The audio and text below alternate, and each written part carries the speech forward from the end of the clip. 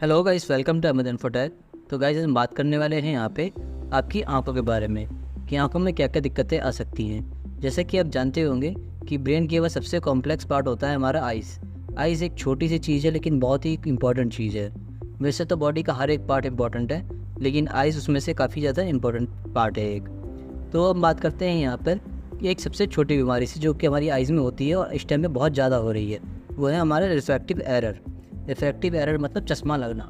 लोगों के पावर आ जा रही है, आँखों में चश्मा लगता है उसको हम रिफ्रैक्टिव एरर कहते हैं कि उनकी आइज़ में रिफ्रैक्टिव एरर आ गया है। तो इसमें क्या करते हैं हम? इसका तो एक ही सॉल्यूशन है, या तो आप इसका, अगर आपके पास नंबर कम है आपकी आँखों का, तो आप इसको चश्मे से आप ठीक कर सकते हैं। चश्मा लगाइए आप उसमें। अगर आपका नंबर ज़्यादा आ रहा है और आपकी एज 28 साल 20 साल से ऊपर है और आपके पास कुछ पैसे हैं जो आप इन्वेस्ट कर सकते हो अपनी आँखों में लगा सकते हो, तो उस केस में आप लेज़र करवा सकते हो, तो आपका ये रिफ्रैक्टिव एरर उससे जा सकता है। लेकिन कुछ प्रॉब्लम होती हैं जिस केसेस में आप लेज़र नहीं करवा सकते हो, वो सारी चीज़ें हम दूसरी वीडियो में डिस्कस करेंगे। तो हम बात करते हैं यहाँ पर अब दूसरी प्रॉब्लम के बारे में जो आपकी आइज़ में इस टाइम में बहुत ज़्यादा होती है। वो होती है ड्राई आई। ड्राई आई जो होती है बहुत लोगों को होती है, इस पर हमने सेपरेट एक वीडियो बना रखी है, आप उसको जाके देख सकते हैं। ऊपर आई बटन में भी उसका लिंक है। तो ड्राई आई के केस में क्या होता है? ड्राई आई उन लोगों को ज़्यादा होती है जो लोग कंप्यूटर का यूज़ ज़्यादा करते हैं या उनका स्क्रीनिंग टाइम बहुत ज़्यादा है। उस केस में उनको ड्राई आई हो जाती है।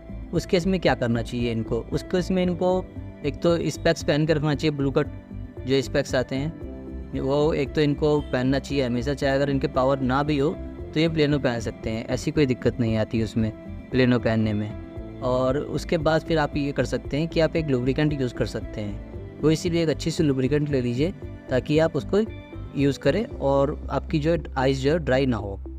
ये सारी चीज़ें करेंगे अगर आप, तो आपको ड्राई आइज़ से हो सकता है छुटकारा मिल जाए जल्दी।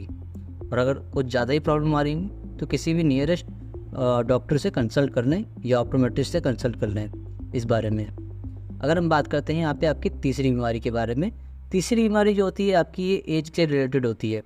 जैसे ही आपकी एज ज़्यादा होती है उस केसेस में ये होती है। बहुत रेयरली होता है कि किसी को कम एज में, 40 साल से कम एज में हो जाए। मोस्टली 40 साल से ऊपर ही होती है ये। वो क्या होता है? वो होता है आपका कैटरेक्ट, बोलते हैं इसको मोतियाबिंद, सफ़ेद मोतिया भी कहते हैं उसको कई बार। और एक होता है आपका ग्लूकोमा। ग्लूकोमा जो होता है काला मोतिया कहा जाता है उसको। तो ये दो जो केस होते हैं, इस केस में आपका ऑपरेशन होता है। आपका जो ग्लूकोमा होता है इसमें आपकी आइज़ का प्रेशर बढ़ जाता है, ये थोड़ा सा आपके लिए खतरनाक हो सकता है। और अगर कैटरेक्ट है मतलब सफ़ेद मोतिया है, तो उस केस में आपका ऑपरेशन होके आपका लेंस दूसरा डल जाता है और आपको आराम से दिखने लगता है। लेकिन जो ग्लूकोमा का केस होता है वो थोड़ा सा टिपिकल केस होता है।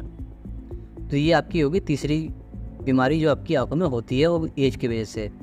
इसमें कई बार कुछ लोगों को पहले हो जाती है।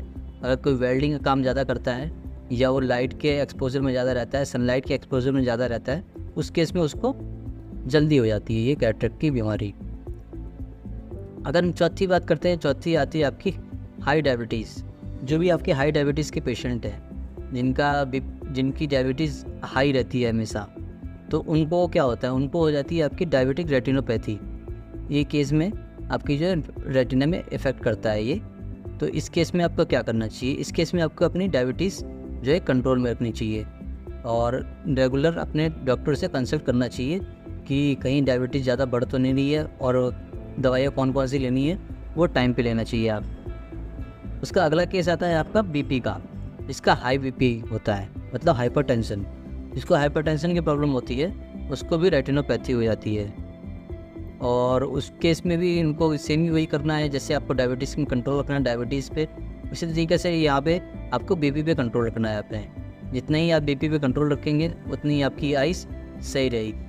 जिनके भी ये दो प्रॉब्लम होती है, या चाहे तो उनका हाई बीपी होता है या उनको डायबिटीज़ की प्रॉब्लम होती है, उनकी आइज़ पे काफ़ी ज़्यादा इफेक्ट आता है। तो वो अपनी आइज़ भी रेगुलर चेकअप करवाते रहें और अपना बीपी और शुगर दोनों ही मेंटेन रखें। तो ये कुछ इन्फॉर्मेशन थी हमारे पास आई डिजीज़ के बारे में। यहाँ पर और भी काफ़ी सारी प्रॉब्लम होती है आइज़ में। ऐसे तो बहुत सारी प्रॉब्लम है आइज़ में जो होती है, लेकिन हमने यहाँ पे कुछ ही प्रॉब्लम डिस्कस करी है आपसे जो नॉर्मल मेनली होती है लोगों को इस टाइम पे। तो ये कुछ इन्फॉर्मेशन थी हमारे पास आई डिजीज़ के बारे में। आई होप आपको वीडियो पसंद आई हो।